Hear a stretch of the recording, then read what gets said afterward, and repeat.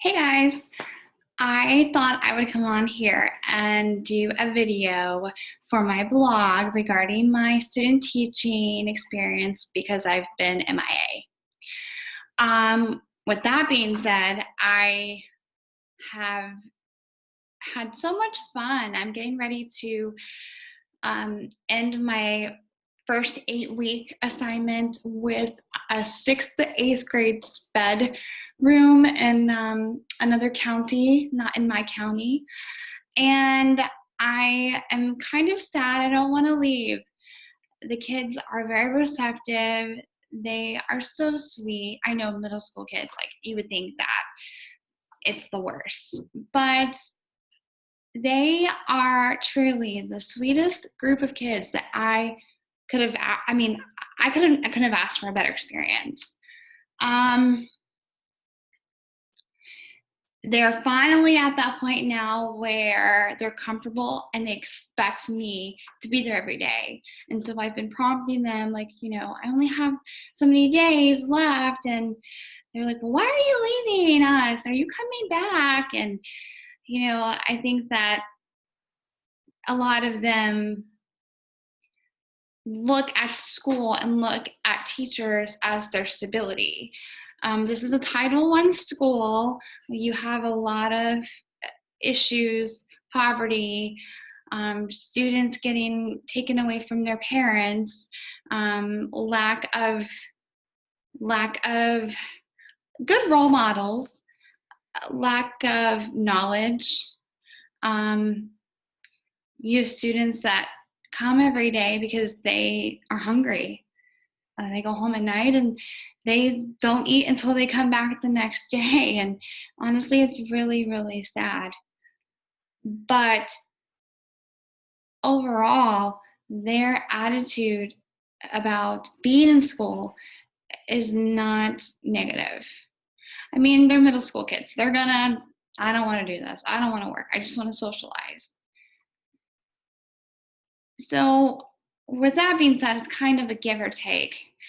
I feel like I had to focus mainly on building my rapport and establishing relationships with these students because a lot of them have suffered through so much trauma that they needed to be able to know that they could trust me. And then I could start working on the academics. That's something that school doesn't teach you. School does not teach you these traits, these skills. It's kind of like a gut instinct. My host teacher, she is so awesome. I am so gonna miss her. One of the biggest fears that I had personally was going into a classroom with a teacher and them feel threatened or kind of like an alpha female or male type deal where this is my room and you're my TA. Because we know that student teaching is not like that. Your teacher is supposed to just say, here you go. It's all on you. I'm here if you need me. Unfortunately, with SPED, it's a little different than that. There's a lot of legal aspects with IEPs, with transition meetings, with developing behavior plans, with problem solving, legal aspects, meetings. Another thing that I kind of struggled with, and I wasn't really exposed to, was the fact of all of these things that are so tech savvy now. I don't have a login.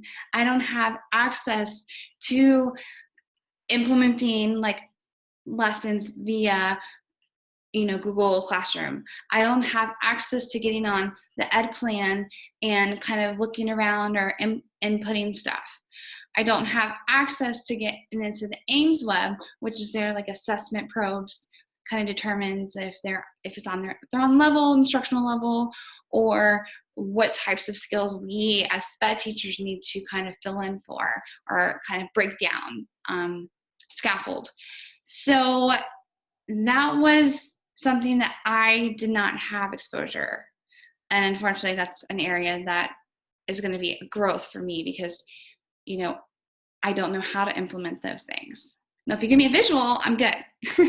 But Melanie, she was awesome with like showing me and asking for my input. I'm trying to think. So my first day was the first day back from winter break.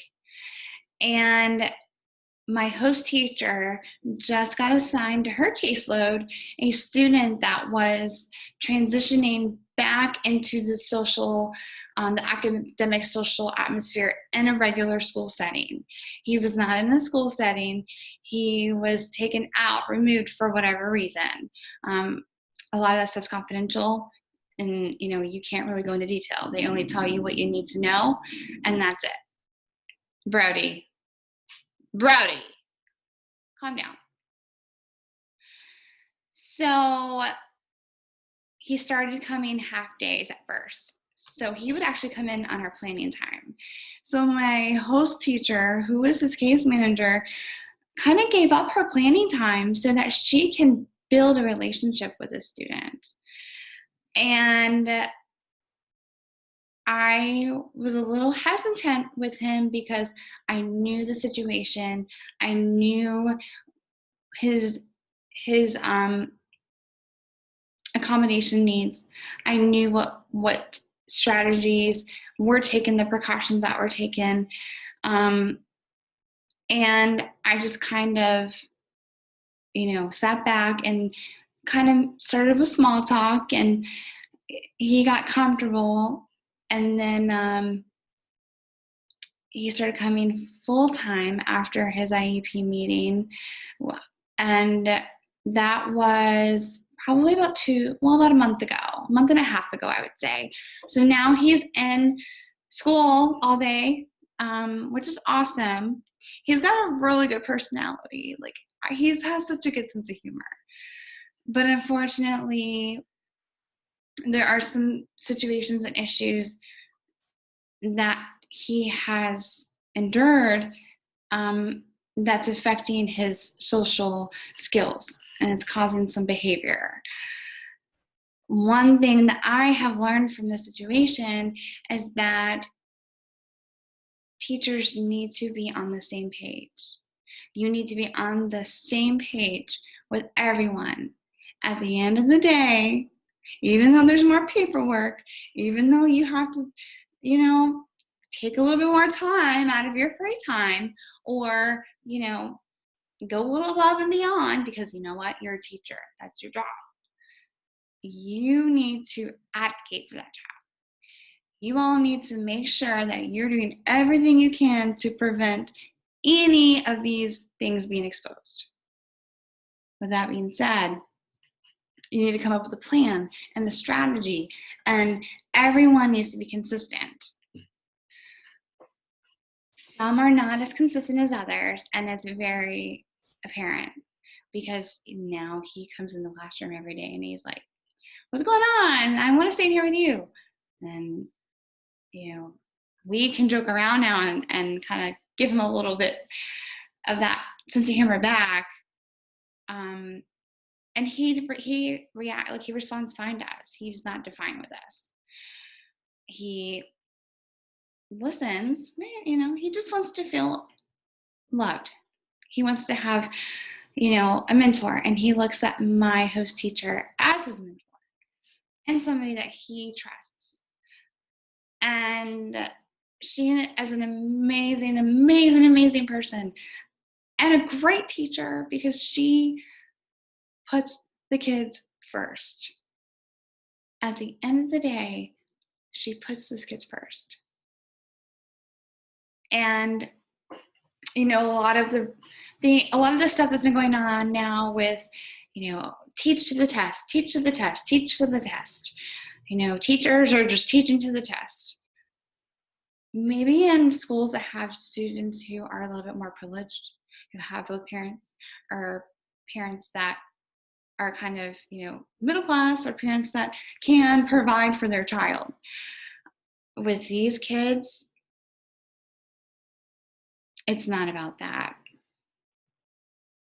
I think of it as, if I went home and my mom and dad were fighting all night and I didn't have anything to eat, my safety zone is school, but I can't focus on this lesson or math because I'm worried about where my mom is. Or I don't know if I'm going to get picked up today. Or my dad didn't come home last night. Or I don't have a room to sleep in, so I have to sleep on the couch every day because mom's new boyfriend has 4 girls. So I got kicked out of my class or my room. Things like that. School doesn't teach you. Like, there's nothing in any of our documentation that teaches you that. How do you build on? Like, what do you do? What do you say? You have all these strategies that they throw at you, and you have your observations. These teachers are supervisors coming in, and they're watching you and seeing how you implement this stuff. But these kids don't have the capability to learn because they have so much other stuff going on. So how are you effective? How can you be effective? And that's when building those relationships come in. Building relationships with your students is the foundation of everything. Everything. I have really thought about in the past, like, how my teachers made me feel, or the environment that I would walk into. Because you go into a room or you go into somewhere new, you can tell when you're not welcome. Body language says it all. So if you have somebody coming in a classroom and you have a teacher or whoever's in there, not making eye contact, not greeting you, giving you directions very bluntly, and telling you what not to do. Don't do this. Don't get on that. Sit down. How is that making them feel safe? And I also thought about too, we are in a society now where bullying is, really taken seriously. Like, it's a really serious offense. It's, almost up there with like pulling the fire alarm or bringing a gun to school, or a death threat. Bullying all the way around is a very serious fact and a matter. And then I think about teachers who say, well, I'm doing this. I'm going to be like this. This is how it's going to go. First day in, we're going to be doing this. This is not going to happen in my classroom. I expect you to do this. What did I tell you to do? Go pull your chart. Go pull your cart. And you have 20 other kids looking at the student. You're intimidating the student. You're making them feel intimidated. You're bullying the student. You're promoting that negativity. And I know my mom used to spank me. Okay, I know. But the way the world is now is not how it was back then. I mean, we grew up fine. I grew up fine. I'm not saying my mom was wrong or my teachers were wrong for acting that way or using that strategy. But when you have students who are at their all-time low, they have nothing going for them. Yelling at them and belittling them is not, they already think that they're crappy. They already think that they're never going to go anywhere. I mean, I had 8th grade kids tell me the other day, I'm not going to college. I'm stupid. You're stupid? You don't have goals? No, I'm just going to work at the gas station. I mean, how can belittling them and making them feel less about themselves promote respect? You're not getting respect when you're yelling at them or when you're making those demands. You're not getting respect. They're going to be scared of you. And if they're scared of you, how are they going to feel safe? How are they going to know that they could trust you and come to you and confide in you if there's something going on? How are you being a good role model by doing that? You sit there and you, in the handbooks, state on the first day, bullying is not tolerated. You should not bully anyone. But 5 minutes ago, you just humiliated a student by making them pull their card. Whatever works for you works for you. What my beliefs are about teaching are my beliefs. And I'm not saying you're wrong. And I'm not saying I'm right and you're wrong. It's only one way or no way. But in my current host schools environment, that would not do anything. They actually have a plan in place for next year regarding suicide. I think there were some incidences, and this is all like public knowledge, that some kindergartners were discussing it, and it's been happening more frequently, of people feeling, or students feeling, they want to kill themselves. They feel that lost that they want to do that. It just breaks my heart.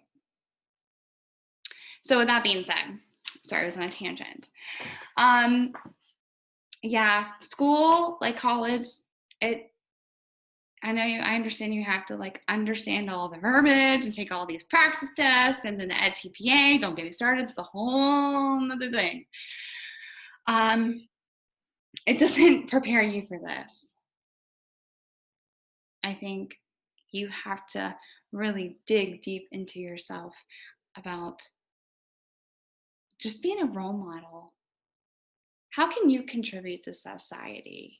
Like my stuff doesn't say anything about that. Well, if this school environment is, down and that has like a high rate of suicide and, dropouts, you need to be promoting this and this and this and this. It doesn't tell you that. You have to be a good judge of character. You have to build those relationships with your students in order to be successful at any point. I want students to know that they can trust me and that I'm here for them. And what is expected of their behavior, because I'm, giving them the same respect. And if they're not showing me the respect that I am giving them, then I'm not going to give them that respect. And most importantly, I just don't want them to disappoint me. And I think that is really where it hurts the most. Having someone confide, in you, and you look at them as a mentor, and then they say, you know what, I'm not mad at you, I'm just disappointed.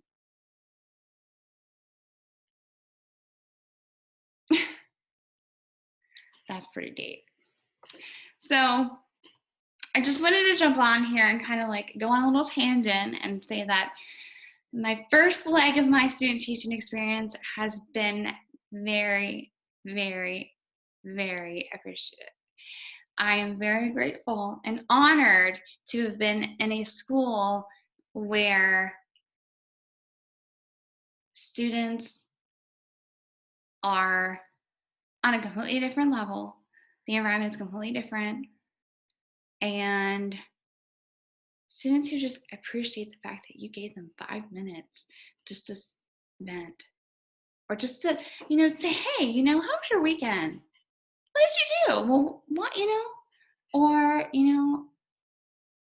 hey, I'm here if you need to come hang out, or if you need to take a breather, come on in, like, just let me know. And students who just say thank you for helping them. Yesterday, one of my students emailed my host teacher, and He was like, "Can you tell Miss Powell I said thank you for helping me? Thank you for getting my stuff. And I'm really going to miss you. And I want you to come to our 8th grade dance, Miss Powell. I want to invite you. And I want you to come back and work here."